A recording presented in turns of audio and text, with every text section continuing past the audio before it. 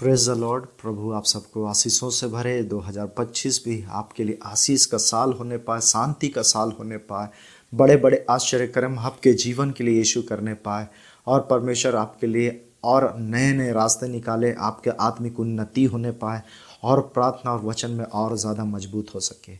ऐसा आशीष परमेश्वर आपको दे। और मैं विश्वास करता हूँ कि आप सब प्रभु में बढ़ रहे होंगे, आपका आत्मिक उन्नति और कर रहे होंगे आप, और प्रभु के राज्य के लिए अपने आप को तैयारी भी कर रहे और बहुत लोगों को यीशु का प्रेम और सुसमाचार को बांट भी रहे होंगे।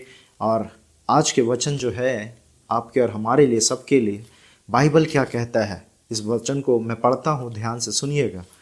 लूका 13:24। सकेत द्वार से प्रवेश करने का यत्न करो, क्योंकि मैं तुमसे कहता हूँ कि बहुत से प्रवेश करना चाहेंगे और ना कर सकेंगे। यीशु मसीह बोलता है कि पतले रास्ते में जाओ जहाँ कम लोग जा रहे हैं, पतले रास्ते। और क्या कहता है? क्योंकि मैं तुमसे कहता हूँ कि बहुत से प्रवेश करना चाहेंगे उस पतले रास्ते में, लेकिन पतले रास्ते में सब नहीं जा पाएंगे। वो चाहने से चाहेंगे, चाह रहे हैं, चाहने से नहीं, लेकिन वहाँ करना होगा और ना कर सकेंगे, उस जगह पे प्रवेश कर नहीं पाएंगे। चाहेंगे, इच्छा तो है, लेकिन नहीं हो पाएगा, नहीं जा पाएंगे। बहुतों का इच्छा तो है उस स्वर्ग के राज्य में जाने का, मन तो करता है। अभी किसी से पूछेंगे आप स्वर्ग जाना चाहते हैं? हाँ, मैं जाना चाहता हूँ। लेकिन क्या उनके काम स्वर्ग जाने लायक है? अपने आप से ही पूछे कि मैं जो काम कर रहा हूँ क्या स्वर्ग जाने लायक काम कर रहा हूँ? क्या मेरा इतना जीवन सही चल रहा है प्रभु की इच्छा के अनुसार? और हम कोशिश कर भी नहीं सकते हैं, वो ऐसा कर भी नहीं पाएंगे, कोशिश करके भी हम नहीं कर पाएंगे। पवित्र आत्मा इसके लिए सहायता करता है। प्रभु यीशु मसीह का अनुग्रह हमारे लिए काफ़ी होता है। उसका अनुग्रह में हम बढ़ते चले जाएं तो ये उस राज्य में पहुंच सकते हैं, क्योंकि हमारा जीवन प्रभु को हमें सौंप देना चाहिए उसकी इच्छा के अनुसार चलने के लिए। क्योंकि हम अपना शक्ति लगाएंगे तो कितना कर पाएंगे? कुछ कर पाएंगे। लेकिन जब यीशु मसीह साथ देगा, पवित्र आत्मा जब सहायता करेगा, तो उस पतले रास्ते में प्रवेश कर सकते हैं। चाहने से नहीं होगा, उसके वचन पर चलने से होगा। केवल हम सुनने वाले नहीं, चलने वाले वचन पर बन सके। तो ऐसे लोग भी हैं जो चाहेंगे लेकिन होगा नहीं।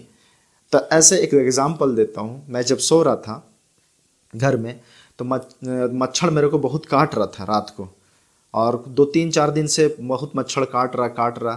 तो मेरे को ये लग रहा है कि सो जाते हैं, अभी तो रात हो रहा, क्या उठेंगे और क्या परेशान होंगे।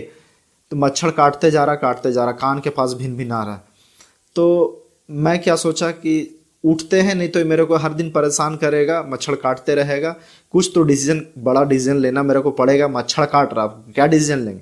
या मॉर्टिन जलाएंगे या कुछ करेंगे, ऐसा कुछ करना होगा हमको। तो मैंने उठकर अपना नींद को मार कर, क्योंकि मच्छर ऐसा परेशान कर रहा था, तो अपना नींद को मार कर मुझे एक डिसीजन लेना पड़ा कि उठो और मच्छरदानी लगाओ, क्योंकि मच्छरदानी लगाएंगे तब वो मच्छर नहीं घुसेगा। हम चाह रहे हैं कि हमको अच्छा से सोना है, लेकिन हमको क्या करना पड़ा? उस नींद को मारना पड़ा, उस इच्छा को मारना पड़ा। और मैंने अपना मन को मारकर मच्छरदानी उठा और मच्छरदानी को लगाने लगा। अब क्या हुआ? मैं आराम से सो पाया। आपके साथ भी होता होगा, ऐसा लगता होगा कि मच्छर काट रहा है, मच्छरदानी अगर नहीं लगाए हैं तो क्या होगा कि मच्छरदानी ले लगाए तो आपको भी काटता होगा। तो आप बोलते होंगे, कुछ लोग बोलते होंगे, छोड़ो, क्या है, थोड़ा घंटा का बात है, सुबह हो जाएगा। और मच्छर काट रहा, वैसे ही चल रहे। तो ये क्या हो गया? एक आलसी हो गया कि मेहनत नहीं कर रहे उस चीज़ों में। और कुछ लोग होते हैं कि पहले से ही क्या करते हैं, जब सोना ही है, मच्छर आ ही रहा है, तो पहले से वो क्या करते हैं, हर दिन मच्छरदानी लगाना स्टार्ट करते हैं ताकि मच्छर से बचा जा सके। तो सेम ऐसे ही मैं चाह तो रहा हूँ कि मुझे मच्छर ना काटे, मुझे अच्छा नींद आ जाए, मुझे अच्छा नींद मिले। तो उसके लिए मुझे अपना कर्म करना पड़ा, उठकर उस नींद को मारकर हटाकर मच्छरदानी लगाना पड़ा। चाहने से नहीं होगा, वो उठकर उस काम को करना होगा। आप स्वर्ग जाना चाहते हैं, लेकिन अगर अपने आप को पवित्र नहीं बनाते हैं, धर्म के काम कर रहे, अच्छे भलाई का काम कर रहे, तो उससे नहीं होगा। क्योंकि पवित्र होना जरूरी है स्वर्ग जाने के लिए। पवित्रता चाहिए। पाप से, गुनाह से तौबा करना छोड़ना होगा और यीशु पे विश्वास करना होगा, तभी होगा। हम अच्छे काम करते चले जाएंगे तो ये नहीं कि मेरा अपराध छिपते चले जाएगा। अच्छे काम करने से मेरा पाप ढांपा नहीं जाएगा। अच्छे काम मुझे प्रतिफल देगा। हम धर्म के काम करेंगे, मुझे प्रतिफल मिलेगा, रिवॉर्ड मिलेगा, उस स्वर्ग में अवार्ड मिलेगा, आपको प्रतिफल मिलेगा आपको। लेकिन अगर आप पाप का ही जीवन जी रहे और भलाई कर रहे, मदद कर रहे हैं, तो इससे क्या फायदा? क्योंकि स्वर्ग पवित्र है, वो जगह पवित्र है, तो हम पवित्रता के साथ ही प्रवेश कर सकते उस जगह पर। इसीलिए हमें यहाँ अपने गुनाह और पापों को छोड़कर यीशु पे विश्वास कर और अपने उस पुराने पापों को छोड़कर अपना यीशु मसीह का लहू से हमें अपने पापों को यीशु मसीह ही धो सकता है। पछताव करें और उस पाप को, उस बुराई को ना करें। कि वाकई में अगर आप सच में उस राज्य में जाना चाहते हैं तो अपने आप को बदलिए, यीशु मसीह के पीछे चलिए, खराई से चलिए, सच्चाई से चलिए, लोगों को नहीं यीशु मसीह को देखते हुए। यही बात बाइबल होशे 5:15 में क्या कहता है, जब तक वे अपने को अपराधी मानकर मेरे दर्शन के खोजी ना होंगे तब तक मैं अपने स्थान को ना लौटूंगा, और जब वे संकट में पड़ेंगे तब जी लगाकर मुझे ढूंढने लगेंगे। तो जब हम लोग संकट में पड़ते हैं, मुसीबत में पड़ते हैं, तो जी लगाकर ढूंढते हैं। 3-4 दिन से मच्छर काट रहा, 1 हफ्ता से मच्छर आसपास काट रहा, हम जी लगाकर नहीं मच्छरदानी खोजे, मन को नहीं मारे। बाइबल कहता है मन को फाड़ कर उस परमेश्वर के पास आ। तो समझिए कि मैं भी अगर अपने मन को, इच्छा को, नींद वाला इच्छा को हटा के अगर नहीं मच्छरदानी लगाऊंगा तो वो मेरे को काटेगा ही काटेगा। तो मेरे को वो पहले से प्रिपेयर कर लेना चाहिए, पहले से ही तैयारी कर लेना चाहिए, हमें पहले से ही प्रभु के पास रहना चाहिए। ऐसा नहीं कि जैसे लिखा है वचन में, जब वो संकट में पड़ेंगे तब जी लगाकर मुझे ढूंढेंगे। हम पहले से ढूंढ के रखें, पहले से इंतजाम करें कि जिस दिन अगर संकट, अगर मुसीबत आएगा, शैतान दुष्ट आएगा मेरे जीवन में कुछ प्रॉब्लम लाने का, क्योंकि मैं पहले से प्रार्थना कर रहा हूँ, मैं पहले से प्रभु में हूँ, वचन पढ़ रहा हूँ, प्रभु के साथ संगति में हूँ, तो वो जब भी आएगा। तो इसीलिए मत्ती 26:41 में कहता है, जागते रहो, प्रार्थना करते रहो कि तुम परीक्षा में ना पड़ो, आत्मा तो तैयार है, शरीर दुर्बल है। तो हमें अलर्ट रहना है पहले से। ऐसा नहीं कि जब दुख में पड़ेंगे तब संभलेंगे थोड़ा बहुत, जैसा संभलते हैं, जैसे यहाँ लिखते हैं तब मुझे ढूंढने लगोगे। तो इसीलिए अपराधी मानकर दर्शन के खोजी जब तक ना होंगे तब तक मैं उसके पास, उस जगह पर, उस स्थान को ना लौटूंगा। तो उसके खोजी बनिए, उसको ढूंढिए, उस प्रभु के काम के लिए मेहनत कीजिए, आप परिश्रम कीजिए। ऐसा नहीं कि सेवक जी प्रार्थना कर दीजिएगा, कराइए। धर्मी जन की प्रार्थना के प्रभाव से बहुत कुछ होता है, लेकिन इस बात को भी जानिए कि आपको भी मेहनत करना है आत्मिक रूप से। आप बैठे ना रहे कि फ़ोन घुमा रहे, केवल वीडियो मोबाइल में देख ले रहे, जैसे वीडियो देख ले या हो गया। नहीं, मैं भी इस बात को बोलता हूँ कि वीडियो देखना या मोबाइल में, ऑनलाइन में प्रीच सुनना, ये सब चीज़ें आप कर रहे हैं, लेकिन क्या उन चीज़ों से ज़्यादा आप बाइबल में समय ज़्यादा बिताते हैं या मोबाइल में? मोबाइल में बहुत बातें होता है, आप केवल वहाँ प्रीच नहीं सुनते हैं, वहाँ बहुत सारी चीज़ें आता है जो आपके ध्यान भटका सकता है। जो दुष्ट जानता है कि आपको क्या पसंद है, उसी तरीके की चीज़ें आपके मोबाइल में लाएगा और आप उसको देखते देखते आपका समय ऐसे ही बर्बाद हो जाएगा। क्योंकि अवसर को बहुमूल्य समझो, क्योंकि दिन बुरे हैं, समय आपके पास 24 घंटा है, उसमें आप मोबाइल में कितना देरी प्रीच सुनते हैं या कुछ भी करते हैं, प्रभु का ही काम करते हैं, लेकिन आपका यीशु से पर्सनल रिश्ता कितना टाइम आप बिता रहे हैं? बाइबल पढ़ने में, प्रभु के साथ बात करने में आपका टाइम कितना बीतता है, और इन चीज़ों को देखने और सुनने में कितना टाइम बीतता है? इसीलिए मैं इस वीडियो को इसीलिए बनाता हूँ कि आप यहाँ पे समय ना बिताएं कि वीडियो ही देखते रह जाएं। इसीलिए कि आप इन नए लोगों के लिए बताता हूँ, सिखाता हूँ कि मेरा काम है सेवा देना, तो मैं इस तरीके के माध्यम को भी इस्तेमाल कर रहा हूँ कि सोशल साइट को, कि प्रभु का महिमा यहाँ से भी हो सके। यहाँ भी कुछ ऐसे लोग देखते हैं कि अनजाने में उन चीज़ों को देखे और परमेश्वर की ओर बढ़ सके, विश्वास में बढ़ सके, मजबूत हो सके। लेकिन जब आपने सच्चाई को जान लिया है कि पवित्र शास्त्र बाइबल ही है जो जीवन बदलेगा, यीशु मसीह जीवन बदलेगा, तो आप इन चीज़ों में ना फंसें, आप पवित्र शास्त्र बाइबल की ओर बढ़ते चले जाएं, क्योंकि इसी में अनंत जीवन है। इसी को आप पढ़ेंगे और इसी के अनुसार चलेंगे तो आपका आत्मिक उन्नति होगा। पहले के लोगों को, सेवक लोग को देखिए, पहले के लोग, ना मोबाइल था, कुछ नहीं था, और उसका सामर्थ्य, उसके काम को देखिए, उनका स्वभाव को देखिए, वो प्रेम नम्रता से भरे रहते थे। आज इन चीज़ों में आप गौर कीजिए कि आज क्या हो रहा, धीरे धीरे वो सब चीज़ें बदलते जा रहा। परमेश्वर में आप सच में आत्मिक रूप से बढ़ना चाहते हैं तो ये जो मोबाइल में प्रभु का काम कर रहे हैं बोल के आप बहाना बना बना के देखते हैं, इसको समय को बर्बाद मत कीजिए। आप कोशिश कीजिए बाइबल और घुटना में आके यीशु मसीह के साथ पवित्र आत्मा की सहायता मांगते हुए इसमें समय बिताइए। प्रभु ज़रूर आपका आत्मिक उन्नति करेगा और आप उन्नति करते चले जाएंगे। आपका उन्नति रुका हुआ है, कहीं ना कहीं ये मोबाइल है जो आपका आत्मिक उन्नति में बाधा डाल रहा है। तो इस चीज़ों को ध्यान दीजिए। मैं सेवा कार्य कर रहा हूँ, हर माध्यम से परमेश्वर की महिमा हो सके, इसीलिए इसका इस्तेमाल कर रहे हैं, क्योंकि बहुत लोग इन चीज़ों को इस्तेमाल करते हैं सोशल साइट को। लेकिन जब आप प्रभु को, सच्चाई को जान चुके हैं तो कम से कम इन चीज़ों से अपने आप को एक डिस्टेंस बना के रखिए, एक डिसिप्लिन बना के रखिए। इतना समय, इससे ज़्यादा कुछ भी नहीं।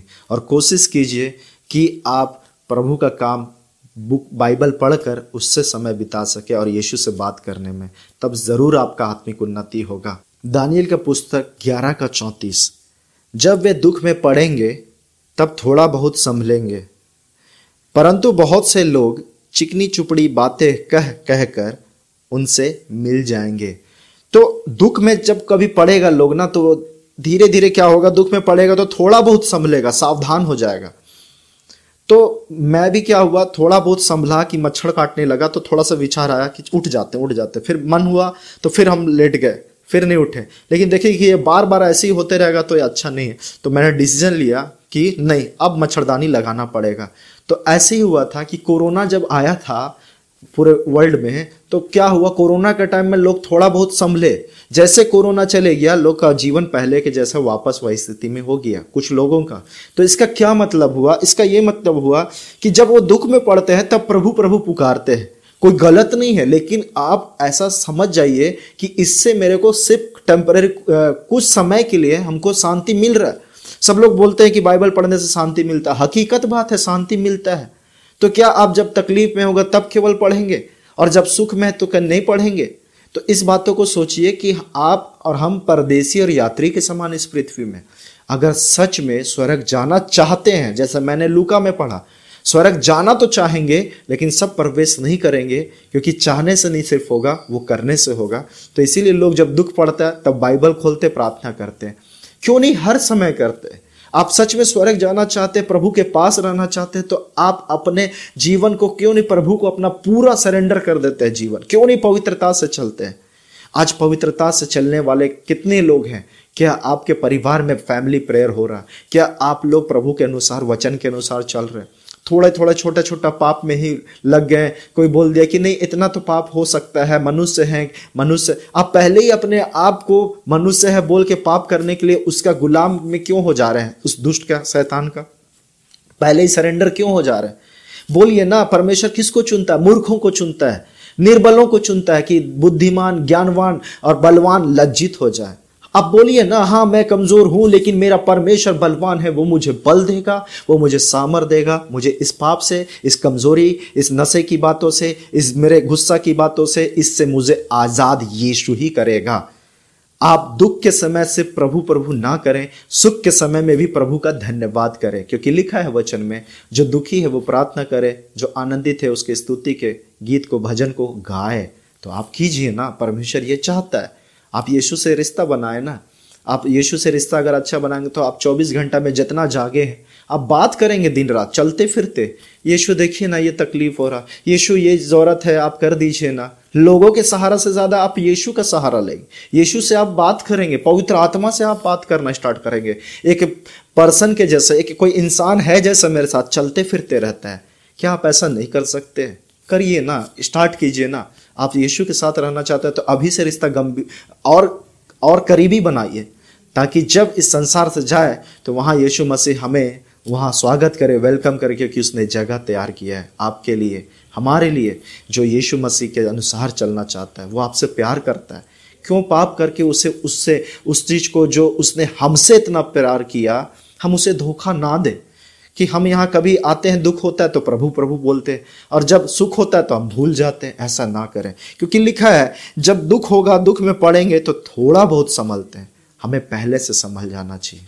सबोपदेशक 10:11, यदि मंत्र से पहले सर्प डसे तो मंत्र पढ़ने वाले को कुछ भी लाभ नहीं। अब बताइए, मच्छरदानी हमको कब लगाना था? मच्छर काट देगा, उसके बाद हम जब सुबह हो जाएगा उस समय मच्छरदानी लगाएंगे। या मच्छरदानी हम कब लगाएंगे? जब मच्छर काट रहा है तो उससे पहले लगा लेंगे, मच्छर सोने से पहले ही लगा लेना है। या फिर हमें मच्छर काटा तो उस समय उठ के मैंने लगाया। तो यहाँ क्या बोलता, मंत्र से पहले अगर सर्प डस देता है तो मंत्र पढ़ने वाले का क्या मतलब है? सांप तो डस चुका है, तो मंत्र अब पढ़ के क्या फायदा? मच्छर हमको काट चुका है, सुबह हो चुका है, और सुबह उठ के हम अपना काम कर रहे हैं, उसके बाद हम मच्छरदानी लगाएंगे तो क्या हुआ? तो ये सोचिए कि हम ऐसा काम कर रहे हैं क्या? हमें उस समय और ज़्यादा पहले से तैयार हो जाना है कि हर एक लोग इस मनुष्य जानता है कि मनुष्य संसार में आया तो दुख उठाएगा, तकलीफ होगा, जीवन में कुछ ना कुछ परीक्षाएं आएगी। तो जब आएगा ही तो हम पहले से तैयार हो जाए ना। हम उस समय तैयार होते हैं जब दुख पड़ता है तो थोड़ा बहुत संभलते हैं, फिर वापस वही जीवन में। तो क्या हम स्वार्थी नहीं हो गए? हम अपने फायदे का केवल नहीं सोच रहे, हम वैसा नहीं हो गए कि परमेश्वर को नहीं पूछ रहे, हम सिर्फ अपना पूछ रहे हैं। प्रार्थना में भी सिर्फ हम अपना ही बात को बता रहे, यीशु क्या बोल रहा है, क्या बताना चाह रहा है, उस पर ध्यान नहीं है। सारा फोकस हमें किस पर है? अपने ऊपर है, यीशु मसीह के ऊपर नहीं है कि यीशु को क्या पसंद है, उसको क्या चाहिए, उस पर फोकस नहीं है। उसकी इच्छा क्या है वो जानना नहीं चाहते, बस हम अपनी बातों को बता रहे हैं। तो सोच के देखिए, हम स्वार्थ में जा रहे हैं। स्वार्थी ना बने। जब हम परमेश्वर को ही नहीं पूछ रहे हैं, परमेश्वर की ओर ध्यान नहीं, तो मनुष्य से हम कैसे प्रेम कर सकते हैं? सोच के देखिए, हम परमेश्वर को ही ध्यान नहीं दे रहे, हम मनुष्य से ही प्रेम नहीं कर पा रहे। तो इसीलिए हमें पहले प्रिपेयर हो जाना है। अब बताइए ना, बरसात होगा तो बरसात में जब पानी बरस रहा है तब छाता खोलेंगे या बरसात हो जाने के बाद खोलेंगे? तो हम लोग तो वही कर रहे हैं एक तरीके से। जब दुख आता है, तकलीफ आता है तो प्रभु प्रभु तब पुकारना स्टार्ट करते हैं। लेकिन प्रभु यीशु अनुग्रहकारी है, फिर भी वहां पे दया करता है, क्योंकि प्रभु बोलता है संकट के समय मुझे पुकार तो मैं तुझे छुड़ाऊंगा, तू मेरी महिमा करने पाएगा। तो संकट से तो आप निकल जाएंगे, मुसीबत से तो आप निकल जाएंगे, बीमार है तो चंगे हो जाएंगे, लेकिन स्वर्ग जाना है, इस बात को याद रखिए। हमको यहाँ जुगाड़ नहीं करना है कि प्राथमिक उपचार नहीं करना कि ये प्रॉब्लम हो गया तो ये वाला वचन पढ़ ले, ये दिक्कत हो गया तो ये वाला वचन पढ़े। प्रॉब्लम सॉल्व हो जाएगा। तो क्या हम पृथ्वी में केवल प्रॉब्लम सॉल्व करने के लिए ही रह गए कि अपना प्रॉब्लम ठीक हो जाए, सुखी के साथ जी जाए? लेकिन स्वर्ग छूट गया तो क्या लाभ इस सब चीजों का? सारे जगत को हम प्राप्त कर लिए और अपने प्राण की हानि उठाए, उस स्वर्ग में नहीं पहुंच पाए तो क्या फायदा? ये चंगाई का, ये चीजें मिल जाने का, ये आशीष का क्या लाभ? मेरा नाम अगर उस स्वर्ग में, उस जीवन की पुस्तक में नाम नहीं है तो ज़्यादा इंपॉर्टेंट ये है कि वहाँ तो करोड़ों अरबों साल अनंत काल रहना है, तो उसके लिए चिंता करें ना। ये क्या है, ये प्रभु अगर ना भी देना कोई दिक्कत नहीं है, कम से कम वहाँ पे आपका और मेरा नाम जीवन की पुस्तक में हो, ये ज़्यादा इंपॉर्टेंट है। इस बात से आनंदित रहिए कि आपका नाम उस जीवन की पुस्तक में, स्वर्ग पर, उस पुस्तक पर होने पाए। तो परमेश्वर का धन्यवाद करें कि हमें पहले प्रिपेयर हो जाना है। ऐसा नहीं कि सांप डस दिया उसके बाद मंत्र पढ़ा जा रहा है, मच्छर काट दिया उसके बाद मच्छरदानी लगा के क्या फायदा? पहले से तैयार रहे, क्योंकि बाद में अफसोस करके क्या? अब सोचिए कि हम लोग बाद में अफसोस करते हैं, समय चले जाता तो उसका हम लोग को नुकसान उठाना पड़ता। कैसे? जब यीशु मसीह आएगा, रैप्चर में उठा के लेके चले जाएगा अपने लोगों को, फिर दरवाजा जब बंद हो जाएगा, जैसे बाइबल कहता है 10 कुंवारियों का दृष्टांत, दूल्हा आएगा अपनी दुल्हन को लेके चले जाएगा, दरवाजा बंद हो जाएगा। उस समय अफसोस करके सोच के कोई फायदा नहीं है। जैसे मंत्र का पढ़ने वाला, या बोलते हैं कि पहले सांप के डसने से पहले अगर मंत्र पढ़ा जाए तो फायदा है, लेकिन सांप डस दिया तो उसके बाद मंत्र पढ़ के क्या फायदा? आज आपके जीवन में आप अगर मृत्यु से पहले अगर पश्चाताप नहीं कर रहे, तो कोई व्यक्ति अगर मर के नरक में पहुंच जाए और वो व्यक्ति वहां कन्फेस करे तो कोई फायदा है क्या? फायदा नहीं है, कोई लाभ नहीं है। और उसके बाद बोलेगा नरक में जाके कि नहीं, मैं बदलना चाहता हूं, मैं अपना जीवन अब पाप में नहीं जीऊंगा, अब अपना पुराना जीवन को छोड़ रहा हूं, ये चीट। तो जब वो व्यक्ति पृथ्वी में भी ऐसे ही कितना बार बोला, तो नरक में भी जाके वही बोल रहा, तो वो झूठ शुरू से बोलते आया, तो झूठों का भाग उस नरक की आग में, उस झील में मिलेगा ही मिलेगा। तो सोच के देखिए, जो करना था पहले उस समय नहीं किया, तो अब पछता के वहां पे जाके क्या फायदा? तो इसीलिए पहले करना है। मंत्र पढ़ने के बाद कोई फायदा नहीं, सांप के डसने के बाद मंत्र पढ़ के कोई फायदा नहीं। मृत्यु हो चुका है, उसके बाद पछता के कोई लाभ नहीं है। जो पछताना है समय से पहले, समय को देर मत कीजिए। अफसोस नहीं होने पाए, अफसोस करना है तो इसी पृथ्वी में आपके लोग जो जीवित हैं उससे मेल मिलाप कर लीजिए, क्षमा कर दीजिए, क्षमा मांग लीजिए जब तक जीवित हैं, या अपने पापों के लिए। बाद में आप सोचेंगे कि देखा जाएगा, मरने के बाद कौन जानता क्या होगा। मरने के बाद अगर पता चल जाए उस व्यक्ति को कि नरक वाकई में हकीकत है, तो उस समय पछता के क्या फायदा? सब तो हो चुका है। जो जैसा किया वैसा उसका करनी, वैसा उसका फल मिलेगा। उससे जो बोया है वो काटेगा। आपने क्या बोया? एक ऐसे ही गवाही है, एक वाइफ हस्बैंड है, बहुत उन लोग का कुछ ऐसा बकझक हो गया, प्रेम था उन लोग में लेकिन कुछ गुस्सा में कुछ बातें हो जाता है, तो वो लोग लड़ाई झगड़ा चल रहा था, तो ऐसा करके उसको हल्का से धक्का दे दिया तो वो गिर गई, और बगल में नदी था और उस समय नदी में बाढ़ आया हुआ था, और बाढ़ आया हुआ था, उसकी पत्नी वहां पे गिर गई और बह गई और उसका मृत्यु हो गया। उसका पति उस चीज़ों के लिए अफसोस कर रहा था, वो अफसोस कर रहा था कि मैं इस मकसद से नहीं ठेला था या धक्का नहीं दिया था कि वो मर ही जाए, वो गुस्सा में वो चीज़ों को किया। बाद में अफसोस करके कोई फ़ायदा नहीं। बहुत लोग अफसोस करते हैं, हत्या हो जाता है, गुस्सा में मर्डर हो जाता है, तो वो लोग फिर बाद में जेल चले जाते हैं और बोलते हैं कि मेरे को बेचैनी लग रहा, नींद नहीं आ रहा, ये सारी चीज़ें बोलते हैं। वो बेचैन रहते हैं, बाद में अफसोस करके क्या फ़ायदा, क्योंकि उसका तो मृत्यु हो चुका है, वह वापस नहीं आ सकता। समय से पहले सोचे, मुंह खोलने से पहले सोचे, पाप करने से पहले सोचे, अपराध करने से पहले सोचे। इसीलिए समय से पहले ही मन फिरा लें, ऐसा नहीं कि बाद में मन फिराएंगे। अभी तो खुशी बनाओ, अभी तो हम जवान हैं, अभी तो मस्ती करने का समय है, ये मत सोचिए, पहले तैयारी कर लीजिए, क्योंकि वो दिन किस घड़ी आएगा आप नहीं जानते, मैं नहीं जानता, कोई नहीं जानता, कोई भी नहीं जानता। तो आप इतना रिलैक्स क्यों है कि कल का दिन आप देखेंगे और जीवित रहेंगे, कोई कुछ नहीं जानता कब समय कब आ जाएगा। इसीलिए बाइबल कहता है जागते रहो और प्रार्थना करते रहो। तो वो पति जो था उसके लिए अफसोस कर रहा था, यह हकीकत है। तो सोच के देखिए वो अफसोस करके क्या फ़ायदा, कोई फ़ायदा नहीं हो पाएगा, क्योंकि उसका गुस्सा ने उसके पत्नी का वो मृत्यु हो गया उस चीज़ों से। एक गुस्सा, मकसद वो नहीं था, लेकिन मकसद वहाँ नहीं होने के चलते भी वहाँ पे उस चीज़ का अफसोस करके अब क्या फ़ायदा, अफसोस। इसीलिए पहले ही गुस्सा आ रहा है तो वहीं पे शांत हो जाना चाहिए। एक वचन है, पढ़ता हूँ, वचन 17 का 14, झगड़े का आरंभ बांध के छेद के समान है, झगड़ा बढ़ने से पहले उसको छोड़ देना उचित है। झगड़े का आरंभ बांध के छेद के समान है, मतलब वो छेद के समान है, धीरे धीरे वो फूट जाएगा, मतलब धीरे धीरे बांध फट जाएगा। वो बांध में एक छोटा सा छेद हो गया, वो धीरे धीरे धीरे पानी निकलते जाएगा, लास्ट में बांध फट जाएगा।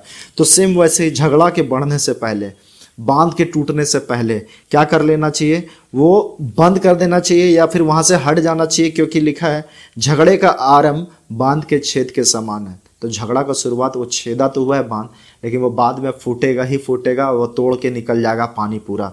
तो ये झगड़ा उसी तरीके से होता है। इसीलिए झगड़ा का बढ़ने से पहले क्या कर देना है, वहाँ से हट जाना, उस झगड़े को बीच में ही ब्रेक कर देना है। ऐसा नहीं कि सामने वाला बोलेगा क्लियर करके जाओ, बता के जाओ, नहीं मेरे को इसका जवाब चाहिए, ये कर। तो झगड़ा अगर हो रहा तो उसे बीच में ही छोड़ के वहाँ से चले जाना चाहिए।